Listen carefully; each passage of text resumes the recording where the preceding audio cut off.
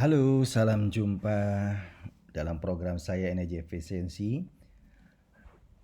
Yuri Adi Kusuma.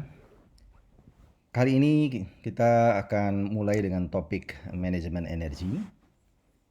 Sebetulnya ini versi revisi, ya. Saya pernah tampilkan sebelumnya, tapi ini akan saya ulang presentasinya karena ada beberapa revisi. Topik manajemen energi ini adalah topik yang cukup besar, ya, cukup besar. Bahkan saya mengajar mata kuliah ini jadi diberikan di satu semester. Karena itu maka di sini saya akan coba ringkas, makanya saya kasih judul ringkasan manajemen energi dengan pembahasan yang lebih padat, lebih singkat, dan lebih to the point. Oleh karena itu, karena keterbatasan saya untuk upload di YouTube, maka saya setiap sesi membutuhkan kira-kira 15 menit. Oleh karena itu, ini akan dibagi ke dalam beberapa seri, mungkin beberapa puluh seri, ya, sehingga uh, para pemirsa YouTube yang ingin mengikuti ini perlu melihat judulnya, ya, apa, manajemen energi bagian keberapa. Ini merupakan bagian yang pertama. Di sana sudah ada yang sudah saya upload juga sampai 10 bagian, tapi ini akan saya revisi kembali. Nah, saya perkenalkan dulu, nama saya Yuredi Kusuma. Saya bisa dihubungi di alamat email dan nomor telepon yang juga berfungsi sebagai WA. Latar pendidikan saya S1 dan S2 di bidang Mechanical Engineering, Energy Conversion. Dan saya merupakan seorang energy auditor bersertifikat dari BNSP. Saya juga asesor tersertifikat. Lalu saya juga tersertifikat National Expert di bidang System Optimization dari UNIDO. Saya juga Energy Manager tersertifikat dari SCCJ Jepang. Saya juga Energy Manager tersertifikat dari ASEAN Energy Center. Saya memiliki memiliki 5 sertifikat keahlian di bidang mekanikal dari LPJK. Lalu karena latar belakang saya juga dosen, saya memiliki sertifikat dosen. Dan sehari-hari selain sebagai konsultan auditor energi, saya juga menjadi tenaga ahli. Selama ini sudah lebih dari 10 tahun saya membantu Kementerian SDM, Kementerian Industri, dan KAN. Pengalaman saya di bidang energi efisiensi lebih dari 10 tahun, membantu ratusan industri, berkisar dari hampir seluruh industri, dari oil and gas juga dari eksplorasi sampai ke LNG plant, lalu juga refinery, lalu power plant juga, beberapa jenis power plant, yang paling banyak mungkin PLTU, pembangkit listrik tenaga uap, manufacturing juga, dengan begitu luasnya manufacturing, industri semen, fertilizer, food and beverages, petrochemical, pulp and paper, textiles, dan lain-lain, hampir semua jenis hampir semua jenis industri. Lalu di ratusan bangunan gedung juga. Saya punya pengalaman juga di ratusan bangunan gedung, baik gedung perkantoran maupun gedung komersial seperti hotel dan mall. Saya juga pernah mengaudit di kapal tanker, di tempat-tempat yang mungkin tidak umum, ya. Lalu di mining, underground mining, ya kan, open pit mining, semua saya pernah juga audit. Lalu saya juga berkecimpung juga di bidang greenhouse gas atau gas rumah kaca. Saya pernah membantu UNDP, Kemenperin. Lalu sebagai konsultan saya membantu beberapa institusi, dan masih beberapa di antaranya UNIDO, Danida Denmark, GIZ Jerman, APP London, Sukovindo, Sumuatuf, Tuf Nordtuf Renland, Surveyor Indonesia, Lemtek UI, dan lain-lain. Dan sebagai trainer, saya banyak membantu di Sinergi Mitra Utama, Enercos, Benevita, Transfera, dan lain-lain. Yang tidak saya bisa sebut semua karena terlalu banyak yang dan karena lamanya waktu saya berkecimpung di bidang ini. Baik, apa sih itu manajemen energi? Manajemen energi adalah suatu tema yang membahas metode untuk mengelola energi, ya, di industri, bangunan gedung, bangunan komersial, dan lain-lain. Dan subjek yang akan saya bahas ini meliputi aspek-aspek lebih kepada aspek-aspek manajemen dan finansial dari energi, serta tidak terlalu detail dalam membahas aspek teknis dari energi efisiensi atau audit energi. Ini akan ada topik sendiri, akan ada tema sendiri yang mungkin akan saya sampaikan dengan judul yang berbeda, ya, berupa tema-tema yang tematis, ya. Film-film yang tematis. Oleh karena itu, kenapa demikian? Karena saya lebih banyak mengacu ke standar ISO 50001 NNMS, Energy Management System, yang juga sudah di standar nasionalkan menjadi SNI. Karena di sisi lain juga banyak negara punya terminologi sendiri, punya konsep sendiri tentang manajemen energi. Ya, misalnya yang diterapkan di Jepang dan di beberapa negara Asia, mereka punya sedikit pemahaman yang berbeda biasanya tentang skop cakupan dari manajemen energi.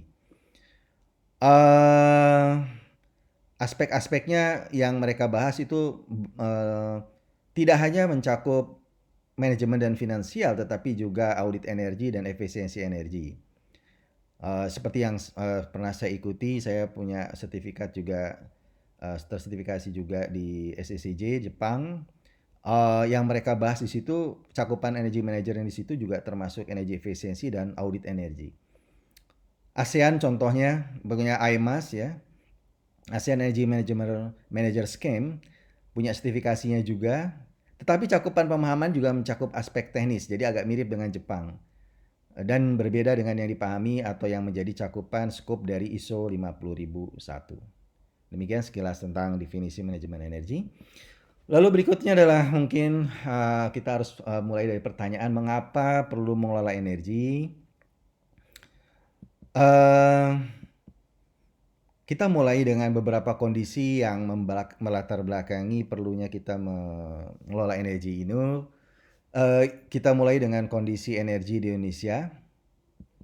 Kalau kita lihat kebutuhan energi per sektor, di mana sektor industri dan transportasi adalah pemain utama, maka kecenderungannya demand itu akan terus naik. Demand atau kebutuhan orang akan energi akan terus naik, terutama di sektor industri dan transportasi yang memiliki peran atau memiliki konsumsi yang sangat signifikan, begitu. Mungkin tahun ini akan agak sedikit terkoreksi prediksinya. Kenapa? Karena ada virus corona yang membuat industri dan transportasi harus mengurangi aktivitasnya. Lalu hal yang lain yang juga harus kita perhatikan adalah dari energi yang kita butuhkan itu dominannya adalah datang dari fossil fuels, ya, dari bahan bakar fosil. Jadi kalau kita lihat kondisi energi bauran di Indonesia itu didominasi oleh coal, oil, dan gas. Sampai tahun 2050 diprediksi presentasinya nggak akan jauh berbeda secara presentase. Mungkin renewable energy akan akan naik presentasinya, tapi porsinya masih sangat kecil dibandingkan ketiga besar tadi, ya, coal, oil, dan gas. Jadi kita masih bertumpu kepada fossil fuels. Nah, tapi kita tahu juga bahwa nanti kita lihat fossil fuels ini bermasalah karena cadangannya dari hari ke hari makin sedikit, makin berkurang. Lalu juga kita harus sadari bahwa Indonesia masih boros energi. Dari mana kita tahu, kita sering membandingkan, kita sering membuat benchmark. Ini salah satu contoh benchmark. Ini sih sebetulnya ini sudah lama benchmark ini. Jadi sekarang mungkin harus dikaji ulang.